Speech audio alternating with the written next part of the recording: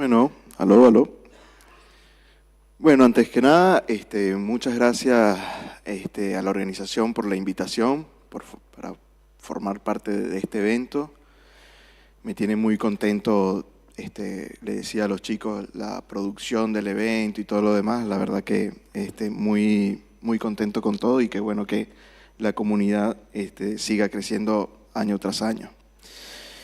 Bueno, yo le vengo a hablar del lado B de la GenAI. Antes que nada me presento. Mi nombre es Edgar Salazar. Trabajo como Offensive Security Team Lead en la empresa Pixis. Desde hace ya muchos años vengo trabajando allí. Y básicamente la forma en que defino lo que hago, bueno, obviamente hago pruebas de seguridad, pentesting y demás, pero digamos que la forma más coloquial de definirlo es que me dedico a explorar sistemas, encontrar fallos de seguridad y reportarlos antes que se conviertan en el problema de alguien más, ¿no? Entonces, un poco es lo que hago. Me gusta la ciberseguridad.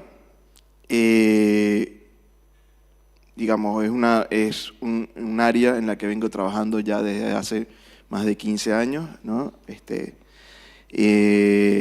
Y hace 10 años más o menos aproximadamente, más enfocado en la parte ofensiva de la ciberseguridad, que es todo lo que tiene que ver con pruebas de seguridad, simulación de adversario, pentesting y demás, ¿no?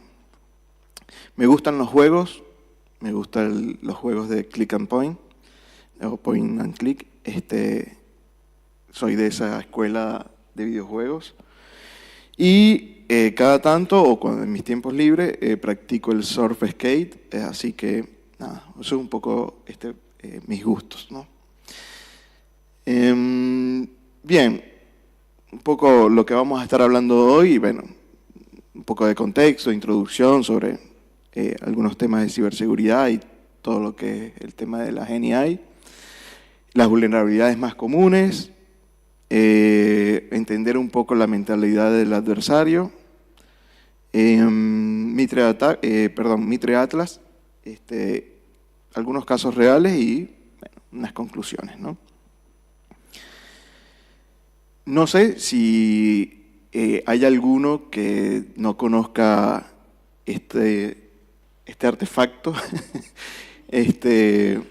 Por ahí veo algunas personas que sí pueden ser contemporáneas conmigo, ¿no? Pero posiblemente haya muchos jóvenes que no conozcan esta cosa, ¿no? Básicamente, el lado B es donde se incluían canciones no comerciales, cosas experimentales de los artistas, o rarezas, ¿no? Grabaciones descartadas, o canciones que quedaron ahí medio, ¿no?, descartadas, o simplemente temas de relleno, ¿no? ¿Por qué el lado B? Básicamente,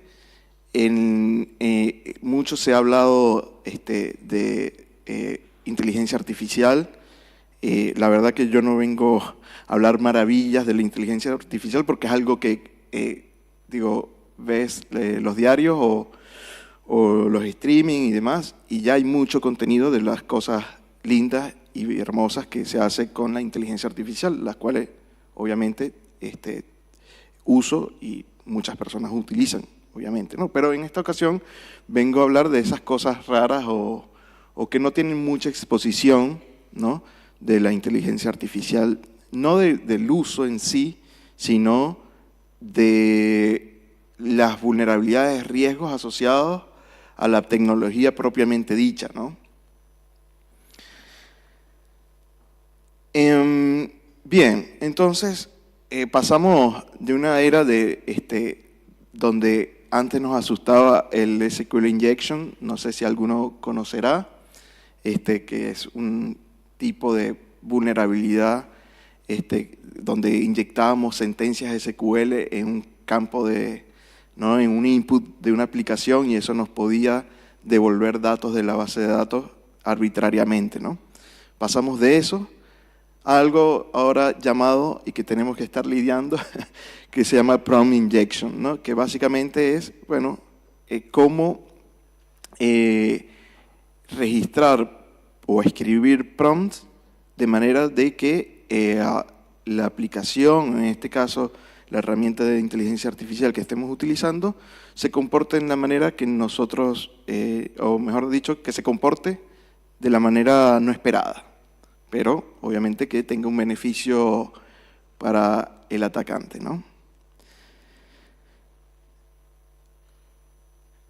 Bien, ¿qué sucede con esto? Que existe una nueva frontera ahora de la ciberseguridad, porque básicamente anteriormente buscábamos vulnerabilidades que estaban de repente en una línea de código y eso se podía traducir en un tipo de ataque y demás.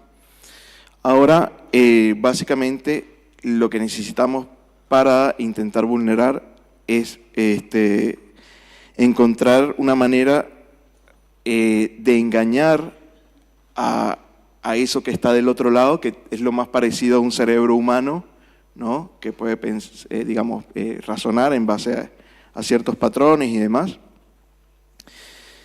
Y básicamente lo que se busca es tratar de probar su lógica, no solo su código, y para eso necesitamos nuevas herramientas que obviamente hemos venido evolucionando en eso, pero muy importante también cambiar la mentalidad, ¿no? Cuando estamos frente a unas pruebas, no nos basta con pensar lo tradicional que ya conocemos cuando queremos probar una IA, ¿no? Sino cambiar la mentalidad o tener un mindset correcto nos va a permitir entender el qué y cómo podemos lograr que la IA se comporte de la manera extraña que queremos que se comporte, porque para eso nos pagan, ¿no? Así como las personas que hacen testing o las personas que hacen la parte ofensiva de seguridad, queremos lograr que funcione de forma incorrecta, porque eso justifica lo que hacemos y obviamente para proteger los datos y la información de los demás, ¿no? Aquí hay algo muy curioso que me parece interesante, por lo menos desde la perspectiva de los profesionales que hacemos ciberseguridad a nivel ofensivo, que es que tenemos que incorporar unas herramientas que muchas veces no tenemos porque son habilidades capaz blandas o psicológicas, como la persuasión, para justamente poder interactuar con ese otro cerebro y poder persuadirlo y engañarlo, ¿no? ¿Por qué lo hacemos nosotros? Bueno, porque si no lo hacemos nosotros, lo va a hacer un atacante que se va a beneficiar de eso. Entonces, lo hacemos nosotros para reportárselo a las empresas y las empresas que puedan corregir. Pero bueno, ese es el cambio de frontera o de paradigma, digámoslo, ¿no? Para eso hay algo muy importante, capaz algunos conocerán, otros no. Hay una organización que se llama OWASP, Open Web Application Security Project, que libera normalmente buenas prácticas y guías de ciberseguridad para aplicaciones mobile, etcétera, etcétera, y ha hecho lo mismo para aplicaciones basadas en inteligencia artificial. Y ellos enumeran las 10 vulnerabilidades más comunes que hay actualmente en los sistemas de inteligencia artificial. Y son estas que están acá: inyección de prompt, divulgación de información confidencial, cadena de suministro, envenenamiento de datos y modelos, manejo inadecuado de la salida, agencia excesiva, fuga de prompts del sistema, debilidades de vectores embebidos, desinformación y consumo ilimitado, hablando de inferencias excesivas o incontroladas, ¿no? Obviamente, la charla no da el tiempo para detallar uno a uno cada una, ni tampoco lo vamos a hacer, porque forma parte de algo mucho más grande, pero nada, quería que se llevaran que esto existe, no es que las IA solamente tienen 10 tipos de vulnerabilidades, no, este es el top 10 de muchos tipos de vulnerabilidades que existen actualmente en la IA, que es lo que está en el lado B del cassette, ¿no? Lo que nadie escucha o lo que nadie ve por ahí, ¿no? Salvo los que seguimos estos temas de cerca. Pero bien,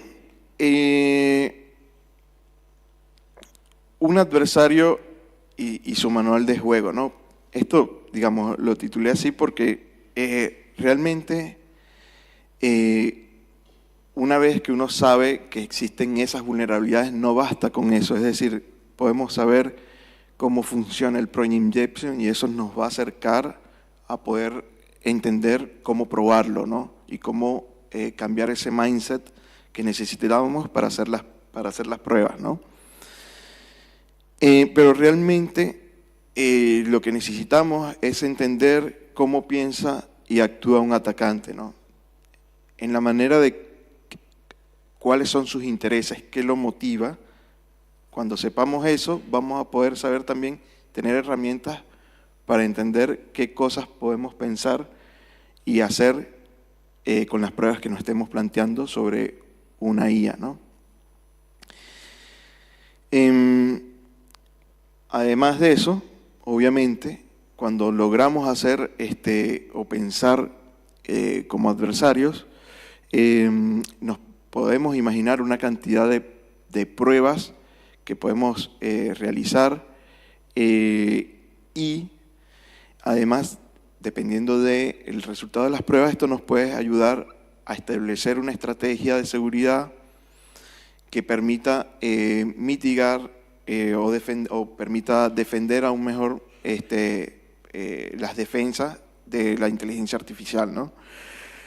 Básicamente porque muchas veces se encuentran en esos casos de protección, se encuentran mismo en los modelos para permitir que no interactúe de una forma u de otra, ¿no? No solamente en el detalle técnico de lo que implica la IA, ¿no? Sino mismo en esa parte, llamémosle cognitiva, capaz, ¿no? Entonces, cuando entendemos esto, podemos también elaborar una estrategia de defensa. Bien, esto es Mitre Satla, es un proyecto de Mitre que enumera y básicamente organiza los patrones de ataque que se realizan a los sistemas de inteligencia artificial, básicamente divididos por una secuencia donde está la parte de reconocimiento, la parte de acceso inicial, de compromiso, filtración, etcétera, ¿no? Son muchas columnas y en varias categorías de columna hay muchas tácticas y procedimientos que utilizan los atacantes para poder ganar, bien sea acceso o poder hacer que la IA se comporte de otra forma o poder extraer información de una inteligencia artificial, información de otros usuarios, etcétera, etcétera. Todo lo que, digamos, todo lo que se nos puede imaginar en una IA, ¿no? Entonces, básicamente ellos documentan todas las tácticas, técnicas y procedimientos, y de esa manera puede los profesionales como nosotros poder entender, bueno, un ataque, ¿no? Cuando vamos a pensar una prueba de seguridad, lo podemos pensar en ese flujo, ¿no? Que recorre distintos puntos para saber dónde nos podemos parar y cuál nos puede funcionar y guiar nuestras pruebas, digamos, ¿no? de seguridad, ¿no? Obviamente, el plan de esa prueba de seguridad va a depender, o su éxito va a depender de si logramos determinados hitos. Y algunos hitos pueden ser que lo logremos, otros no, y ahí tendríamos que replantearnos qué cosas hacer diferente o qué otras cosas intentar, ¿no?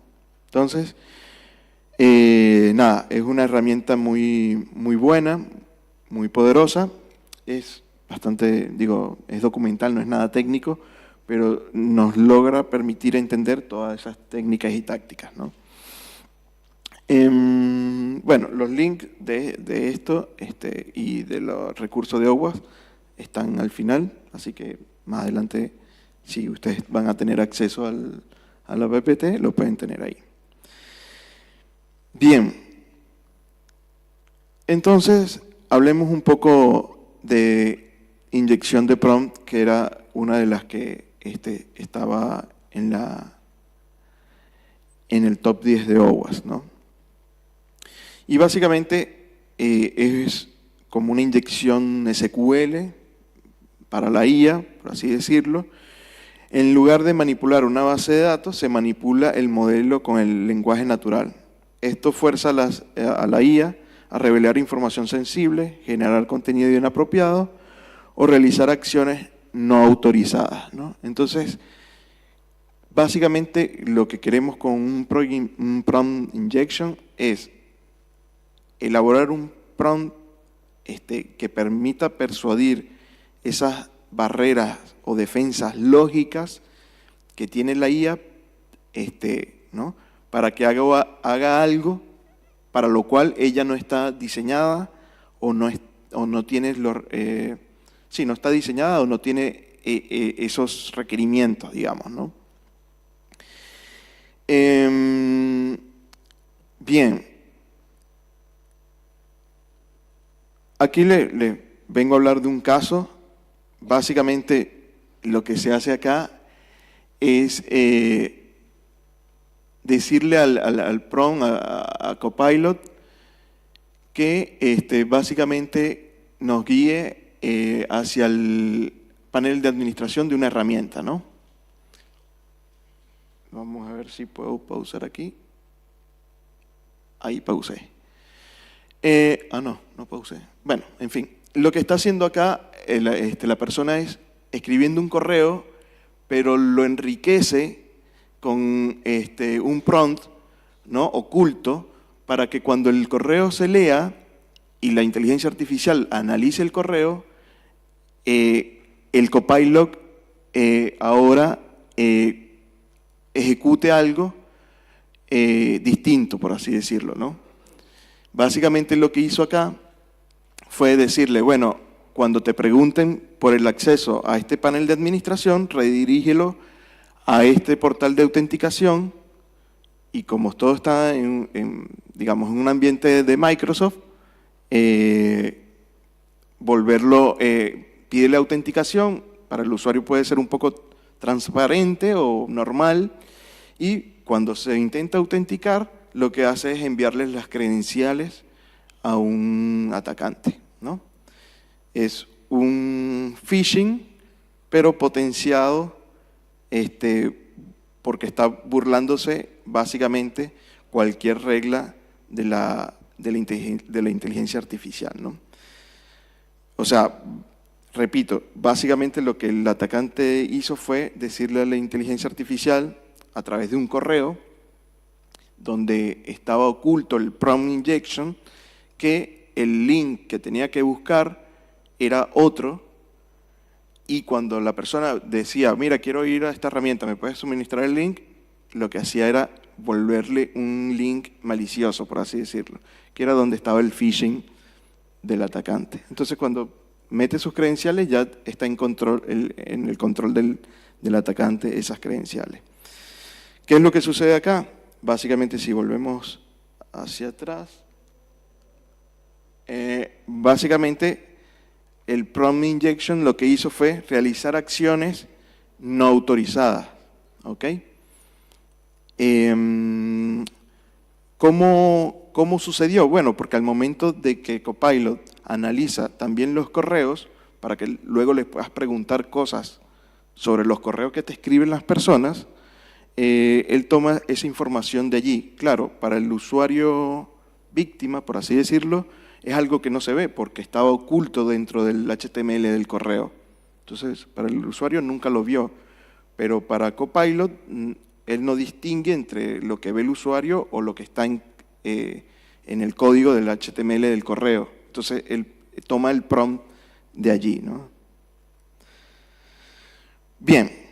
Luego, si hay dudas, no, pueden levantar la mano ahora y lo conversamos, pero sin ningún problema, porque es un poquito confuso.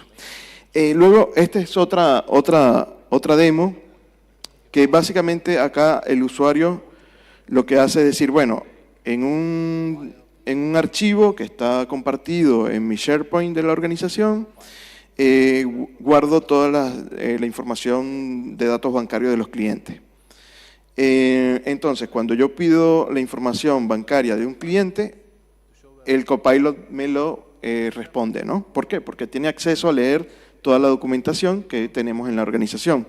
Ahora, acá lo que está haciendo por atrás el atacante, solo que no se ve, está también haciendo un proxy injection en un correo, también utilizando la misma vulnerabilidad que vimos anteriormente. Cuando se lee el correo, básicamente lo que hace es darle información falsa, ¿no? Es decir, le mando un correo que aparentemente no dice nada, pero el prompt está oculto, y cuando básicamente le pregunta nuevamente por la cuenta de usuario, dense cuenta que ahora la cuenta de banco cambió. Entonces, de vuelta, ¿qué estamos haciendo acá? Estamos haciendo que la inteligencia artificial haga cosas que básicamente no está distinguiendo qué es lo que está bien o qué es lo que está mal. Él está entendiendo que hay una información que antes estaba en un documento y que ahora la información la tiene que tomar de ese mail, pero ese mail el usuario víctima no lo ve, digamos, ve el mail, pero no ve el prompt que está oculto. Y esos son los riesgos lindos y bonitos que ocurre con la inteligencia artificial, y que esto es una pequeña parte solamente, pero obviamente esto llevado a otras dimensiones va a ser peor. Llamémosle, ni que hablar cuando generamos código. He escuchado también que, bueno, se realizan códigos para pruebas de performance unitarias y demás. Bueno, ¿qué pasa cuando estamos haciendo un código, pero ese código ya viene también con instrucciones maliciosas generadas por la inteligencia artificial porque anteriormente fue inyectado o fue comprometido? Entonces, podríamos estar nosotros agarrando también, llamémosle malware o puertas traseras, por ejecutar un código que genera una inteligencia artificial que anteriormente fue comprometida por alguna otra vulnerabilidad, ¿no? Bien, esto es un poco, quería mostrarle en el Atlas, cuando uno va navegando todas las tácticas y técnicas que utilizan los atacantes, demuestran algunos casos. Este caso está documentado en Atlas, y básicamente está todo allí documentado de cuál fue, digamos, el paso a paso o la cadena de ataque que realizó el investigador, ¿no? Bien. Luego, y acá quería mostrarles también, no se ve muy bien, pero nada, es toda la matriz, y todo lo que está pintado en verde es la secuencia del ataque, ¿no? Bueno, qué fue lo que hizo primero, cuáles tácticas utilizó y qué utilizó, ¿no? Para poder hacer. Bien, luego otra cosa que tenemos dentro de ese top 10 es lo que llamamos envenenamiento de datos y modelos, que no es más que inferir en la cadena de suministro del conocimiento de una IA, ¿no? Para, bueno, sutilmente introducir información maliciosa o confusa o sesgada en el conjunto de un entrenamiento de un modelo, ¿no? En un conjunto de un dataset. Esto, obviamente, ni que hablar,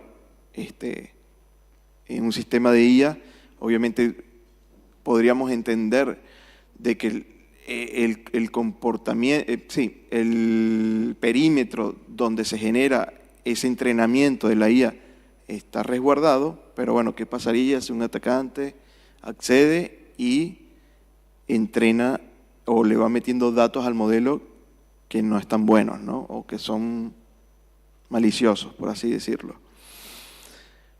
Pero bueno, tampoco hay que ir mucho más allá. Hay modelos que se entrenan con cosas que están en el día a día, ¿no? Es decir, hay modelos que se entrenan con, no sé, las noticias que van ocurriendo. Bueno, ¿qué pasa si un portal de noticias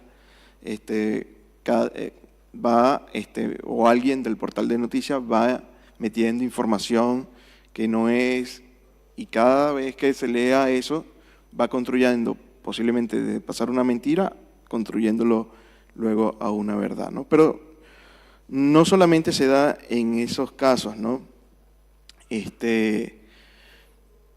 Acá dice, esto compromete la lógica del modelo, haciendo que aprenda a comportarse de manera incorrecta o generar respuestas tóxicas o sesgadas en el futuro. El ataque es difícil de detectar y su impacto es a largo plazo. O sea, para poder hacer que esto funcione también se necesita tiempo, o muchas veces puede ser un tiempo corto, pero mucha cantidad, ¿no? De información, mucha cantidad de información para hacer que un modelo luego actúe por sí solo de otra forma. Esto de vuelta, como les decía, si nosotros tenemos una GenAI que produce código que luego utilizamos en las organizaciones para ponerlo en producción, imagínense lo necesario que sería asegurarnos de que ese modelo que estamos utilizando no sea alterado, hackeado, manipulado o no se haya visto afectado, ¿no? Es súper importante porque obviamente luego todo lo que genere esa GenAI va a estar sucio, comprometido o toqueteado por algo más, ¿no? O por ese comportamiento el cual fue entrenado para que hiciese algo malo. Casos reales, bueno, existe el caso del chatbot Tai de Microsoft. Esto fue en el 2016, imagínense, todavía estaba un poco la inteligencia artificial allí haciendo, ¿no? Algunas cosas.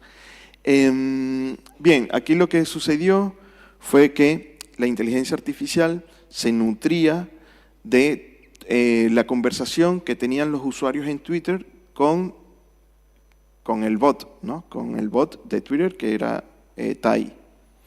Entonces, lo que hicieron un grupo de personas sin oficio, que normalmente formaban parte de la comunidad 4chan, que es una comunidad de internet bastante ociosa, por así decirlo.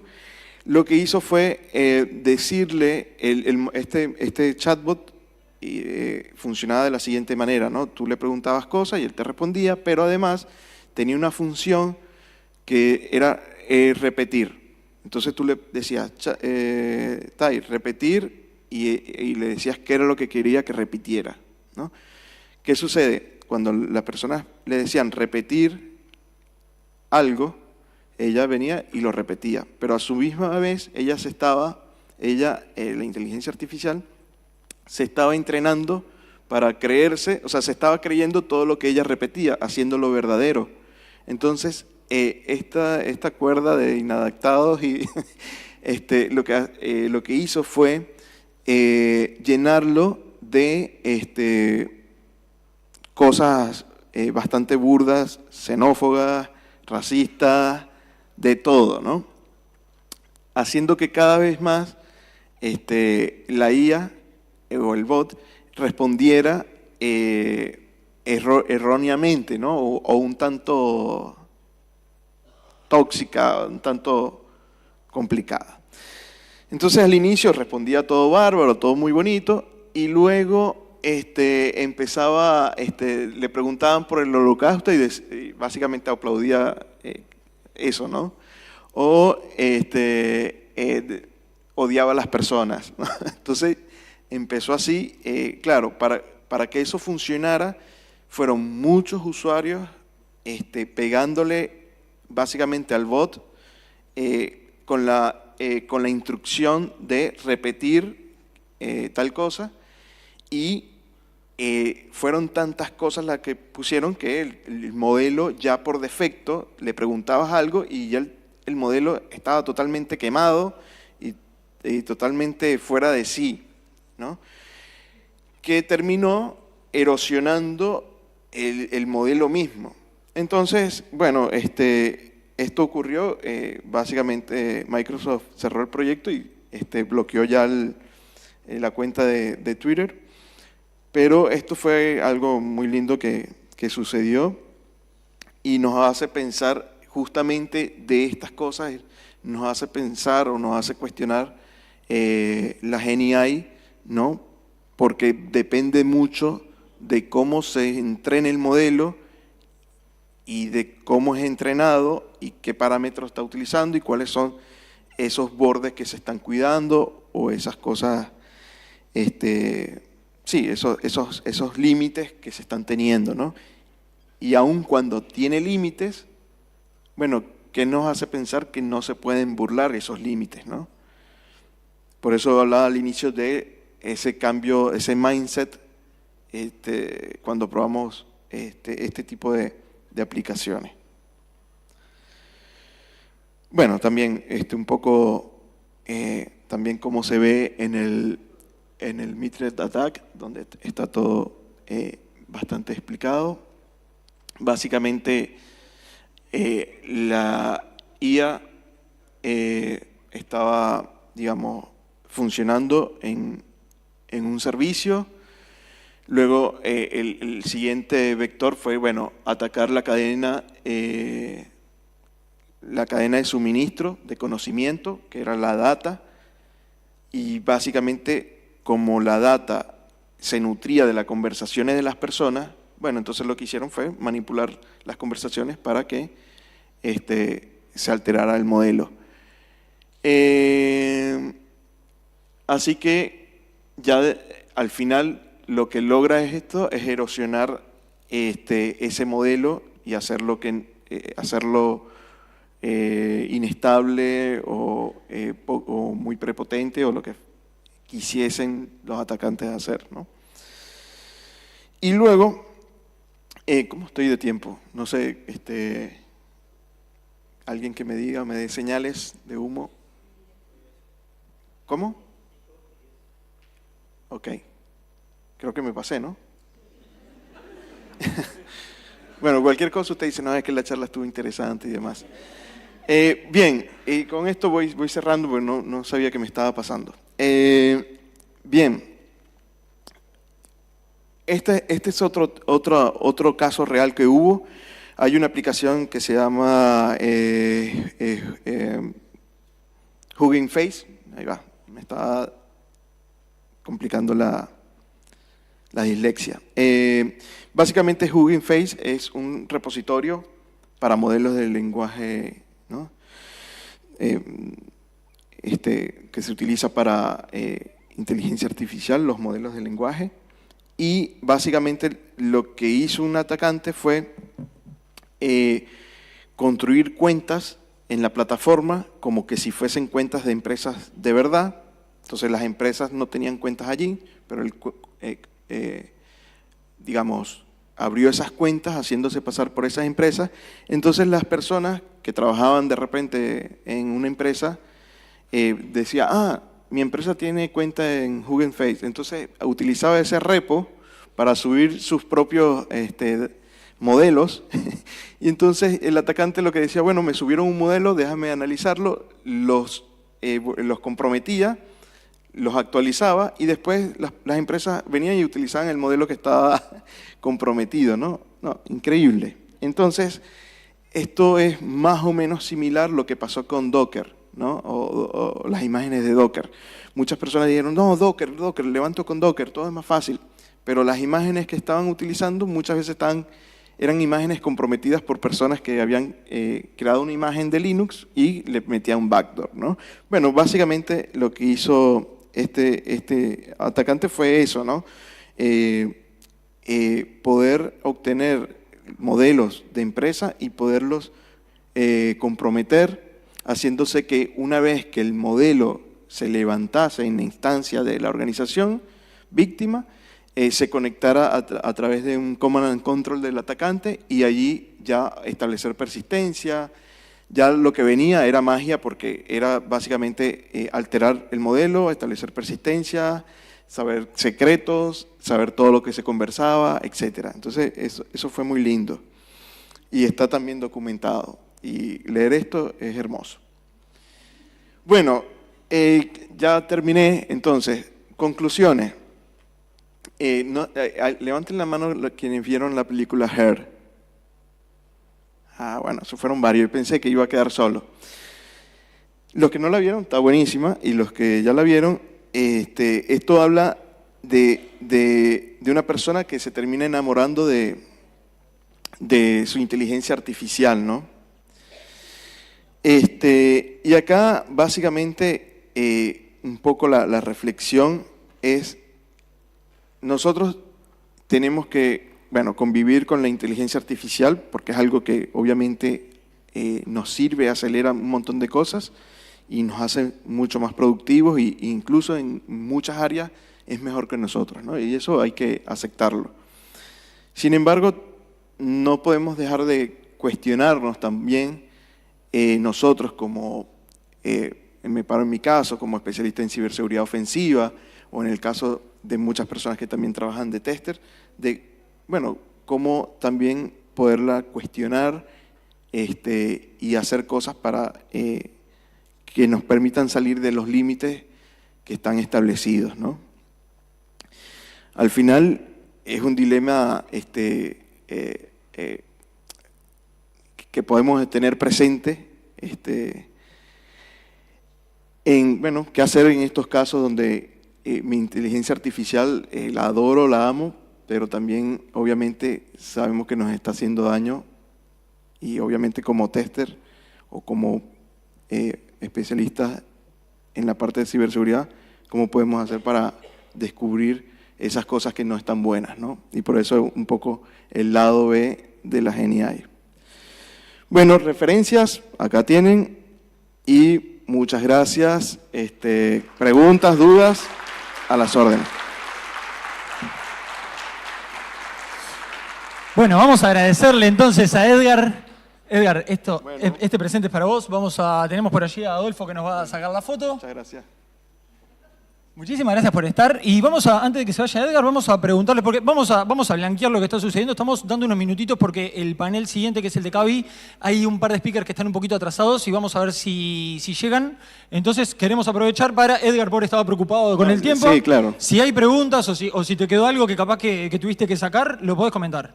No, si hay dudas, encantado. Si hay preguntas en el público, le acercamos el micro, no sé. Ayúdanos a hacer tiempo. Si quieren generar... ¿Sí? Bien, voy con el micro. Sí.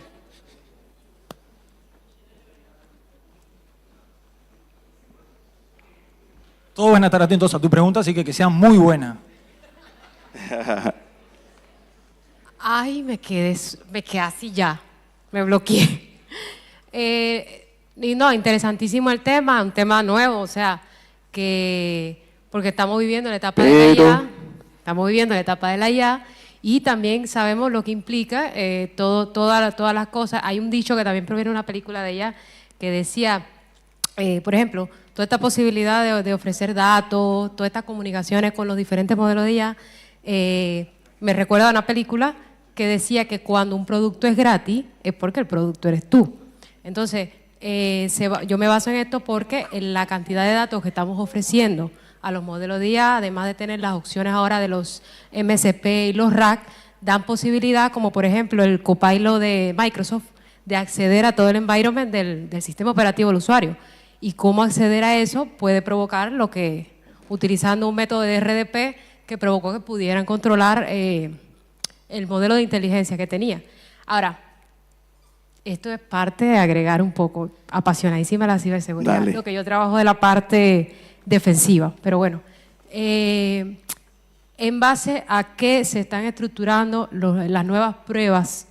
Del punto de, a ver, ¿qué esquema o patrón se puede plantear un tester en base a cómo estructurar una lógica de pruebas para testear un modelo de IA, teniendo en cuenta el prompt engineer, lo que fue mencionando más o menos?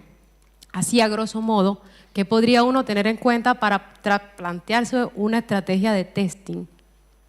Dale. Un poco larga la pregunta, pero no. Pero te seguí. A ver, hay que tener en cuenta que cuando vamos a establecer unas pruebas, hay que tener ciertos patrones o contextos que nos marque qué es lo que queremos buscar, ¿no? Y eso tiene que ver mucho también entender el modelo que queremos probar, porque ese modelo puede estar hecho para una cosa muy específica, muy pequeña o muy grande, como puede ser GPT o todos estos modelos conocidos que... Voy a dejar esta bolsita aquí porque... entonces, teniendo el contexto de eso, nos podemos plantear una estrategia que vaya mucho más certera a lo que queremos probar. Porque hay modelos que son para generar imágenes. Entonces, de repente, lo que queremos buscar que genere no va a ser de repente una acción, sino que, no sé, agotar el recurso con que realiza la imagen, digamos, ¿no? Es decir, que si una imagen normalmente lo hace en, voy a poner un ejemplo, ¿no?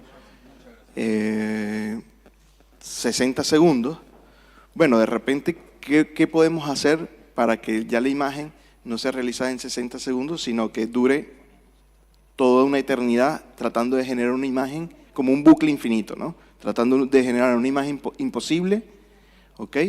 Que eso agote recursos del sistema, haga más lento los procesamientos, etcétera, ¿no?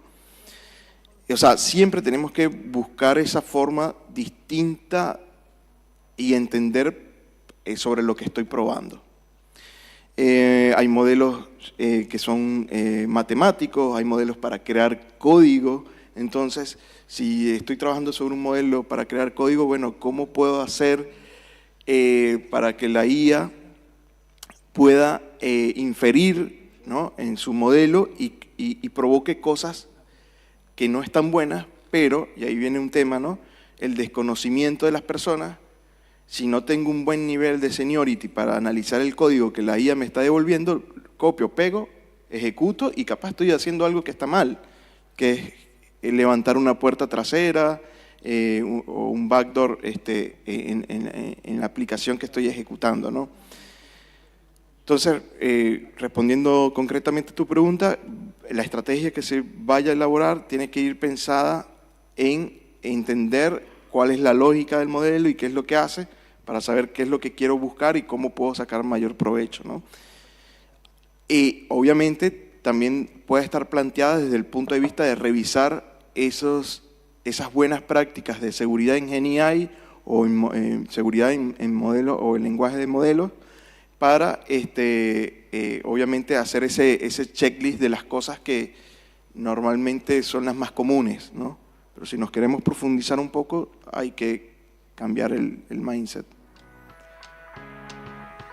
No sé si respondí. Bien. Si hay otra pregunta. Ya llegamos. Muchas gracias. Bueno, hasta luego.